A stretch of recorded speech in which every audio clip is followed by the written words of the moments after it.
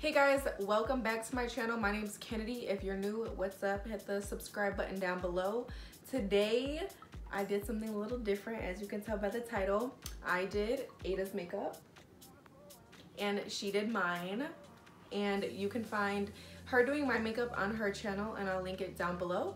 But today, you're just gonna see her on my channel, me doing her makeup. I use the Morphe Jaclyn Hill palette. It's the dark something. I'll link it down below once again. I don't know where it went. But the reason why I dark magic palette, there you go. The reason why I did this is just because I get a lot of questions about doing client makeup. So today you're gonna see what it's like to apply makeup on someone else and just techniques and all of that kind of good stuff. If you have any questions, ask me down below. Give this video a thumbs up, subscribe, go to Ada's channel and watch her do my makeup. And yeah, if you follow these instructions exactly, your client might be able to put her a rapper, an NBA player. Man, Elisa do with the car. Right. All right.